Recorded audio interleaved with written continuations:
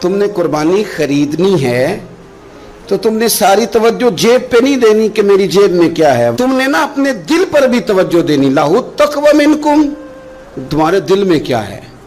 جیب پہ صرف غور نہیں کرنی، دل پہ زیادہ غور کرنی. یہ جانور خریدتے وقت تمہارے باطن میں کیا تھا، تمہارے دل میں. تفاخر بھی تھوڑا سا بڑھ گیا ہے. اچھا جانور خریدنا بڑی اچھی بات ہے، لیکن دوسروں کو دکھانا کہ میں نے بڑا مہنگا لیا ہے، میں نے لاکھوں کا خریدا ہے، اور میں نے جناب اس پہ بڑا سرمایہ خرچ کیا ہے، اور پھر مختلف طریقوں سے اس چیز کو کھول کے لوگوں کے سامنے رکھنا کہ اوہ آپ کو پتہ ہے نا بڑے لوگ آتے ہیں مجھ سے گوشت لینے کے لیے، آپ کو پتہ ہے نا بہت سارے ملازمین ہیں، ڈھیر سارے لوگوں کی توجہ ہے، چھوٹے سے میرا کام نہیں چلتا لہٰذا میں بڑا ہی لیتا ہوں. تو یہ عاجزانہ جملے نہیں، ضرورت کے جملے نہیں، بلکہ یہ تفاخر ہے. اور یہ تفاخر اللہ کی بارگاہ میں پسندیدہ نہیں ہے. انتہائی عاجزی کے ساتھ، انتہائی خلوص کے ساتھ، شوق کے ساتھ جانور کو خریدا جائے. نبی کریم سید عالم صلی اللہ تعالیٰ علیہ وآلہ وسلم ارشاد فرماتے ہیں کہ 10 ذی الحج کو اللہ کی بارگاہ میں جو عمل سب سے زیادہ قبول ہے وہ خون بہانا ہے. وہ عمل آپ اس وقت کر رہے ہیں آج کے دن 10 ذی الحج کو، جو اللہ کی بارگاہ میں سب سے پسندیدہ ہے. کس کی بارگاہ میں؟ یہ عمل اللہ کی بارگاہ میں سب سے زیادہ. دیکھنا تو اللہ کی طرف تھا، اس میں بندے کہاں سے آ گئے؟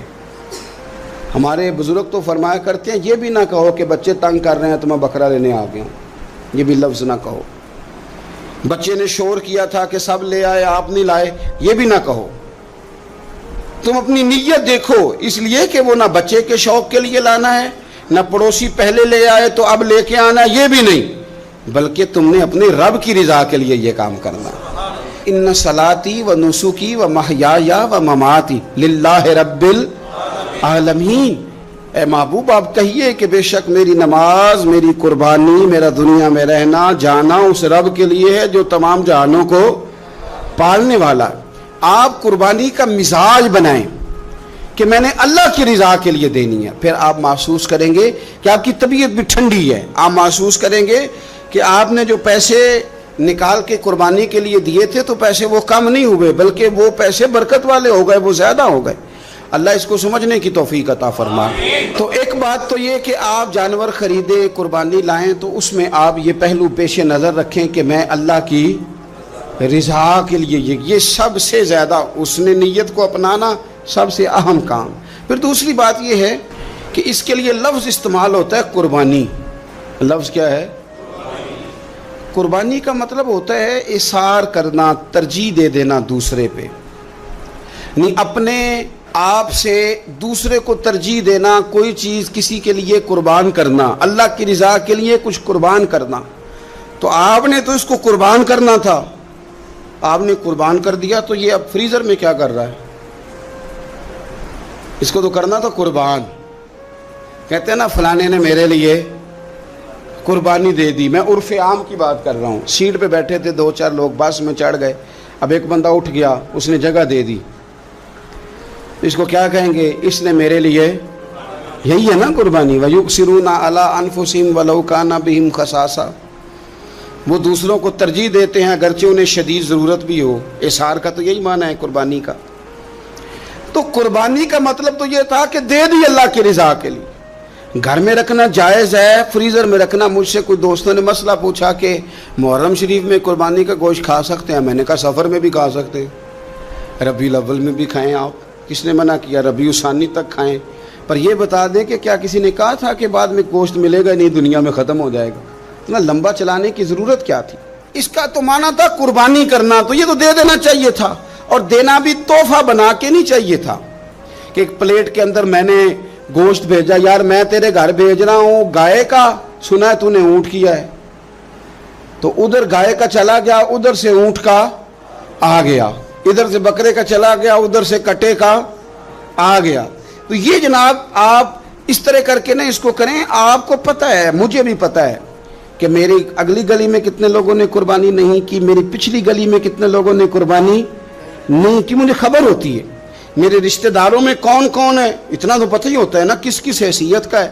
تو پھر یہ کہانی بنانے کی کیا ضرورت ہوئی کہ جی بانٹ دیا تھا، بس وہ خاص بوٹیاں بچا کے رکھی تھیں، اس سے کہا تھا کہ رانے نہ کاٹنا، باقی سارا کاٹ لینا، وہ اس کے لیے جگہ بنا لی تھی۔ پوچھ لیں الیکٹریشین سے آپ کہ قربانی کے دنوں میں صرف بکروں والوں کے پاس ہی رش نہیں ہوتا، فریج والوں کے پاس بھی رش ہوتا ہے، فریزر والوں کے پاس بھی رش ہوتا ہے۔ نہ کریں ایسا، جب احصار کر دیا دے دیا، غربا کو تلاش کریں، مل جائیں گے، اور ان کو آپ زیادہ دینے کی کوشش کریں تاکہ کچھ دنوں کے لیے وہ استعمال کر سکیں، کچھ دنوں کے لیے۔ میں نے یہ دیکھا ہے کہ جو لوگ بیچارے تھوڑے سے بھی خوددار ہوتے ہیں وہ بچتے ہیں کہیں شاپر لے کے جانے میں، اور جو لوگ روٹین میں دے رہے ہوں کسی سال انہیں مس کرنا پڑ جائے تو وہ پریشان ہوتے ہیں۔ ایسے لوگوں تک پہنچنا اور اس انداز میں پہنچنا کہ ہم یہ تحفہ پیش کرنا چاہتے ہیں، یہ بڑی خیر کی بات ہے۔ تھوڑی توجہ کریں اور ان لوگوں کو تلاش کریں۔ اب یہ حالات جو کچھ سالوں سے بنے ہیں یہ حالات تشویشناک ہیں۔ امیر آدمی کا تعلق امیروں کے ساتھ بن جاتا ہے تو اسے محسوس نہیں ہوتا کہ بل آئے تو کتنی پریشانی ہوتی ہے، اسے محسوس نہیں ہوتا کہ کچن چلانا کتنا، تعلق بن جاتا ہے نا امیر لوگوں کے ساتھ۔ یعنی جو امیر لوگ ہیں ان کے گھروں میں یہ ڈسکس کبھی نہیں ہوتا ہوگا کہ لاہور جانے کا کرایہ بڑھ گیا ہے، کبھی نہیں ڈسکس ہوتا ہو، کیونکہ وہ کبھی بھی بس پہ بیٹھ کے لاہور جاتے ہی نہیں۔ یہ ان گھروں میں ڈسکس ہوتا ہے جن گھروں میں کرایہ دینا پڑتا ہے۔ تو کمر توڑ مہنگائی ہے، چیزیں لوگوں کی پہنچ سے دور ہوتی جا رہی۔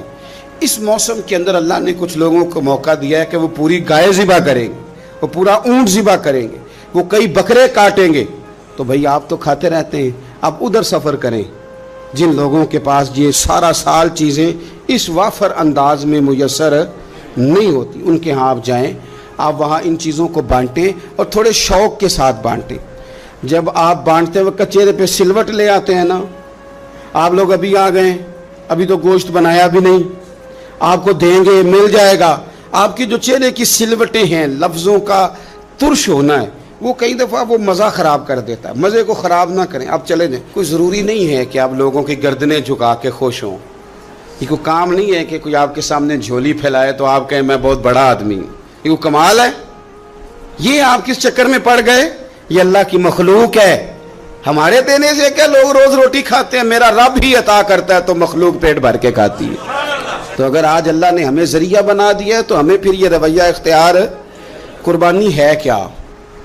صحابہ نے پوچھ لیا ما ھذہ الاضحیہ، حضور قربانی کیا ہے بتائیے۔ تو اب قربانی کا ایک سادہ مفہوم ہے کہ مخصوص جانور مخصوص وقت میں اللہ کے قرب کی نیت سے ذبح کرنا قربانی ہے، اور اس میں بتا دیا گیا کہ گائے بھینس اور بھیڑ بکری اور اونٹ، اور اس میں ساری اقسام شامل ہیں، نر بھی مادہ بھی خصی بھی غیر خصی بھی، سارا کچھ شامل ہے۔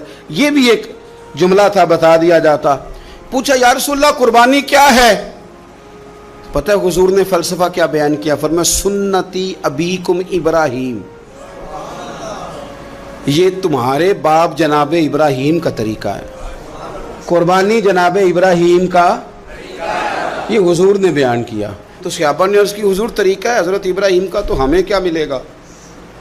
فرمایا ہر بال کے بدلے اللہ نیکی عطا فرمائے، جانور کے بدلے نہیں، جانور کے ہر۔ تو حضرت ابراہیم نے قربانی کیسے کی؟ قرآن مجید ہے اور سورہ صافات ہے، حضرت ابراہیم کی قربانی بھی قرآن نے بیان کی۔ بات کہاں سے شروع ہوئی؟ جناب ابراہیم نے دعا مانگی ربی ہب لی من الصالحین، اے اللہ مجھے صالح بیٹا عطا فرما۔ اولاد کی طلب صرف ماں کو نہیں ہوتی، باپ کو بھی بڑی ہوتی ہے۔ یہ الگ بات ہے بچے سپورٹر ماں کے ہوتے ہیں، باپ کو بھی بڑی طلب ہوتی ہے۔ ربی ہب لی من الصالحین، اللہ مجھے صالح اولاد عطا فرما۔ پہلے دعا مانگی، رب فرماتا فبشرناہ بغلام حلیم، ہم نے انہیں عقل مند بیٹے کی خوشخبری عطا فرمائی۔ انہوں نے صالح بیٹا مانگا، اللہ نے حلم والا بیٹا عطا کیا، بیٹا مل گیا۔ فلما بلغ معہ السعی، پھر جب بیٹا ان کے ساتھ کام کرنے کے قابل ہو گیا، بندہ رات کو تھکا ماندہ گھر آئے نا تو بیٹا تھوڑا سا بڑا ہو جائے تو اس کو چارپائی پہ لیٹا دے کے ابا بڑا راضی ہوتا ہے۔ چلے زیادہ शायरों ने शान अम्मा की लिखी हैं, इसमें शक कोई नहीं, उन्होंने नहीं अब्बा की तरफ तवज्जो दी, उनकी मर्जी है। तो ज़्यादा बातें अम्मा के हक में हुई, पर बाप और बेटे का प्यार, बेटे और बाप का प्यार, अगर ये आयतें कुरान पाक की कभी समझ में आ जाएं तो शायद इश्क की सारी दास्तानें ख़त्म हो जाएं। बेटा भी अपने बाप से बड़ा ही प्यार करता है, बाप भी अपने बेटे से बड़ा। ये दुआ हजरत इब्राहिम ने मांगी, या अल्लाह साले बेटा दे। अल्लाह ने फिर कहा कि मैंने खुशखबरी दी हिल्म वाले बेटे की, फलम्मा बलगा माहू साया, फिर बेटा जब साथ चलने के काबिल हो गया, काला या बुनैया इन्नी अरा फिल मनाम, कहा ए बेटे मैंने ख्वाब देखी है, क्या, अन्नी अज़बाहु का, मैं तुझे ज़िबा कर रहा हूँ, फंजुर माज़ा तरा, बेटे तेरी राय क्या है, मैंने ख्वाब देख ली, मैं ज़िबा कर रहा हूँ, तो अपनी राय बता। राय इसलिए नहीं पूछी कि अगर वो कहेंगे ना ज़िबा करो तो नहीं करेंगे, राय इसलिए पूछी है कि लोगों को पता चले कि जिस पुत्र की तरबियत हजरत हाजरा ने की है और जिसकी रगों में हजरत इब्राहिम खलील का खून है और जिसकी पेशानी में नूर मुहम्मदी चमकता है सल्लल्लाहु ताला अलैहि वसल्लम, उनके ख्यालात क्या हैं पता चले। और ये पूछा भी इसलिए ताकि लोगों को समझ आ जाए कि अगर हजरत इब्राहिम ज़िबा करने को तैयार थे तो जनाब इस्माइल ज़िबा होने को तैयार, लोगों की समझ में बात आ जाए। फंजुर माज़ा तरा, तेरी क्या राय है, कुर्बान जाएं। ये भी अंदाज है बेटे का बाप के साथ। ये नहीं कहा कि अब्बा जी ज़िबा कर दें आप, ये नहीं कहा।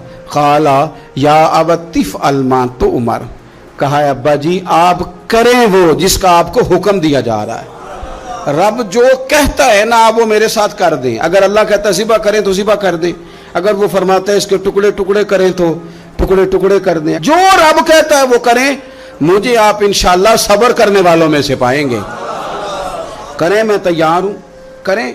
बेटा है, सालों के बाद जनाब इब्राहिम ने देखा है, अब वो इस उम्र को पहुंचा है कि वो काम करने के काबिल हुआ, साथ चलने के काबिल हुआ, हुक्म आ गया। देखो एक मुश्किल वो होती है कि तबलीग करनी है, काफिरों को रास्ते में मुश्किल आ गई। एक मुश्किल वो थी कि काफिरों से लड़ाई करनी थी तो रास्ते में मुश्किल है। यहां तो कुछ भी नहीं, बैठे बिठाए रब ने कह दिया करो बेटा ज़िबा। समझ आती है कि यारी तेरी सोना है पर अज़मैशां भी तेरियां अग, ये सोना परखिया जामदा ही पहलो नाल लगा दे लग। वो अपने प्यारों को ना बैठे बिठाए भी इम्तिहान ले लेता है। कहा मैं तैयार हूं, मुझे सब्र करने वालों में पाएंगे। फलम्मा अस्लम व तल्लहु लिल जबीन, अल्लाह फरमाते हैं जब दोनों हुक्म मानने को तैयार हो गए तो बाप ने बेटे को पेशानी के बल लिटाया। शैतान बड़ा सर पिटाया, दौड़ा, मैंने तो गुमराह करना था आदम की औलाद को, ये क्या बना। अल्लाह की रिजा के लिए बेटा तक कुर्बान करने को तैयार हो गए। दौड़ के जनाबे हाजरा के पास गया। पता है आज क्या होने लगा है? पता है जनाबे खलील कहाँ ले गए हैं जनाबे इस्माइल को? कहने लगी सैरो तफरी के लिए गए हैं, यही हैं। कहने लगे नहीं, वो तो ज़िबा कर देंगे। जनाबे हाजरा कहने लगी कभी बाप ने भी बेटे ज़िबा किए? का उनका गुमान है कि रब का हुक्म आया है। फरमाने लगी तुम मरदूद शैतान है, अल्लाह के नबी का गुमान नहीं होता, रब के नबी को वही आया करती है। दौड़ जा इधर से। अगर मेरे मालिक ने मेरी गोद का पाला मांगा है तो एक इस्माइल है, काश मेरी गोद में हजारों होते, मैं एक एक करके सारे अपने रब के नाम पे कुर्बान कर दे। दौड़ के आया जनाब इस्माइल अलैहिस्सलाम। पता है आपके वालिद कहाँ ले जा रहे हैं? फरमाया यहीं सैर के लिए। कहने लगे नहीं, उनको तो ख्वाब आई है, रब का हुक्म आया है, वो तो ज़िबा कर देंगे। तो फरमाया ठीक है, मेरे वालिद ज़िबा करेंगे तो मैं ज़िबा हो जाऊंगा, आपने मेरी बात को समझना है। फिर हजरत इब्राहिम के रास्ते में आया, कहने लगा इब्राहिम हजरत जिब्रील तो आए ही नहीं, आपको तो हुक्म हजरत जिब्रील के जरिए आता है, आप ख्वाब देख के बेटा ज़िबा करेंगे। रोड़े उठाए, कंकर उठाए, जोर से मारे, वो दूसरी जगह आ गया, फिर कंकर मारे, फिर तीसरी जगह आ गया, फिर कंकर मारे। क्या दुनिया में ये भी अंदाज भी है कि रोड़े मारे तो इबादत का सवाब मिले? आप मेरी बात को समझना यार, रोड़े मारो, रोड़े कौन मारे? हाजी साहब मारे। एक दफा मारे, कहा नहीं 3 दफा मारो, 3 दिन मारो, आओ रोड़े मारो। या अल्लाह, रोड़े मारना भी इबादत है? पत्थर मारे, कंकर मारे, फरमाया मारो ना, तुम्हें पता नहीं ना कि वो जायका कितना है जब मेरे खलील ने मेरी खातर रोड़े मारे थे। मेरी खातर रोड़े मारना भी इबादत करार दे दिया। सहाबा ने पूछा, या रसूल अल्लाह, ये जो हम कंकर मारते हैं जमरात को, इसका भी सवाब है? फरमाया ये तो तुम्हें मिजान अमल में कयामत के दिन पता चलेगा ना अजर कितना है, ये तो तुम्हें तब पता चलेगा। रोड़े मारे हजरत इब्राहिम खलील ने। फलम्मा अस्लमा व तल्लहु लिल जबीन, दोनों तैयार हो गए। बाप ने बेटे को पेशानी के बल लिटाया। मुफस्सिरीन कहते हैं खुद कहा था जनाब इस्माइल ने, अब्बा जी सीधा लिटा के ज़िबा ना करना, हो सकता है चेहरा देखें तो आपसे छुरी ना चलाई जा सके। आंखों पे पट्टी बांध लो, मुझे उल्टा करके लिटा लो और मेरे हाथ पैर बांध लो। बेटे वो क्यों? कहा आप वालिदी नहीं, पैगंबर भी है, पैगंबर भी जद्दुल अंबिया अबुल अंबिया इब्राहिम खलील। ऐसा ना हो कि मैं मौत आते वक्त तड़पूं तो कुछ खून उड़े, तो मैं अल्लाह के नबी की बेअदबी नहीं करना चाहता, मुझे ज़रा बांध ले। बाप ने बेटे को बांधा, छुरी पकड़ ली और गर्दन पे चलाई। फलम्मा अस्लमा व तल्लहु लिल जबीन, आप कभी मज़ा तो ले इन आयतों का। दोनों तैयार हो गए। बाप ने बेटे को गर्दन के बल लिटा लिया। वनादैनाहु अन या इब्राहिम, रब फरमाते हैं हमने आवाज़ दी, ए इब्राहिम। आप कभी देखे को बंदा काम कर रहा हो तो पीछे से को देखने वाला आवाज, ओ ठहरना ठहरना ठहरना, जरा मजा ले। वनादैनाहु अन या इब्राहिम, अल्लाह फरमाते हैं हमने आवाज दी, ए इब्राहिम कद सदकता रुया, आपने तो ख्वाब सच कर दिखाया। ए इब्राहिम आपने तो ख्वाब सच कर दिखाया। इन्ना कज़ालिका नजज़िल मुहसिनीन, हम इसी तरह नेकों को बदला देते हैं। इन्ना हादा लहुवल बलाउल मुबीन, बेशक ये बड़ी आजमाइश थी, बेशक ये खुली आजमाइश थी। मैंने कहा था कुरान की आयतों का भी मजा लिया करें, ये खुली आजमाइश थी। जब आजमाइश लेने वाला कहता है आजमाइश खुली थी और देने वाले ने सच कर दिखाई, तो फिर हजरत इब्राहिम की शान देखी ना कितनी बुलंद है। लेने वाला कहता है आजमाइश खुली थी। वफदैनाहु बिज़िब्हिन अज़ीम, और हमने उन्हें बचा लिया फिदिये में अजीम ज़बीहा देकर। अल्लाह ने ना फिर दुम्बा भेजा जन्नत से। हजरत इब्राहिम ने छुरी चला दी थी, रोकी कोई नहीं, छुरी चला दी और जब बुरी तरह ज़िबा हो गया तो आंखें खोली तो आपने देखा कि नीचे दुम्बा ज़िबा हुआ पड़ा है।